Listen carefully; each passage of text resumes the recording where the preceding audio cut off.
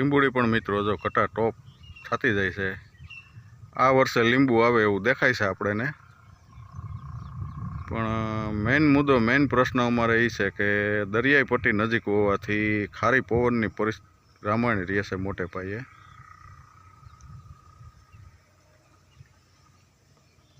હા, આ આપણે 2 દિવસ અગાઉ આપણે બ્લોગમાં બતાવ્યું હતું કે મયુરભાઈએ આંબો વાવ્યો કે મારે આ કેરી રાખવી છે। જો કે આપણી સિઝન સોરઠની પતી ગયા પછી ગીર ડિસ્ટ્રિક્ટ સોરઠ વંથલી સોરઠની કેરીઓ પૂરો થઈ ગયા પછી આ કેરી આવે છે કચ્છની આવે છે મિત્રો। બહુ મોટું ફળ હોય છે અને આને કહેવાય છે કાગડા કેરી। જોકે વૃદ્ધિ છોડની સારી થતી જાય છે, તો આપણે એમ થયું કે મયુરભાઈનું બહુ મન છે તો રાખી દઈએ। જુઓ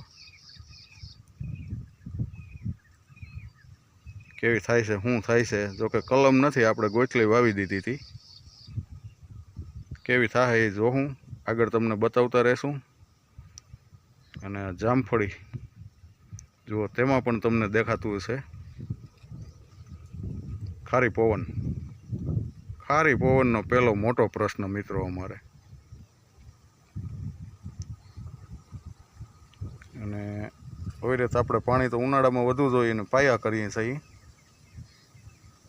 ગોરો ભરેલ જ હોય અને 2 દી અને 4 દી આપણે રાઉન્ડ પાયા કરીએ છીએ। એના જામફળ તમને આગળ બ્લોગમાં પણ બતાવ્યું હતું। જુઓ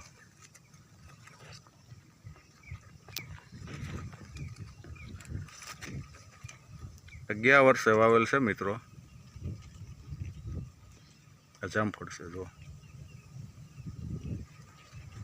2-3 આવેલા છે।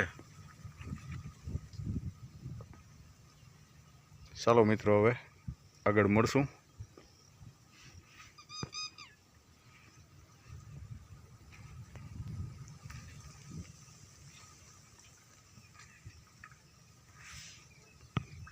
ત્રીજો રાઉન્ડ પણ આવવાની તૈયારી હો મિત્રો। તો ચાલો મિત્રો હવે આગળ મળશું। ખેડૂતની ચેનલ ગામડાનો ખેડૂતનો વિડીયો તમને સારો લાગ્યો હોય તો લાઇક શેર સબસ્ક્રાઈબ કરજો, અને નવા મિત્રો હોય તો ખાસ કરીને બેલ આઇકન દબાવી દેજો। જુઓ આ અમારા ગામડાની વાડીની મોજ, ખુલ્લું વાતાવરણ ને સામેના ગામ કુંબડી તડકી જેવું પણ મસ્તું દેખાય છે। તો ચાલો મિત્રો, દાયરાને જય મુરલીધર, જય દ્વારકાધીશ, જય જવાન, જય કિસાન।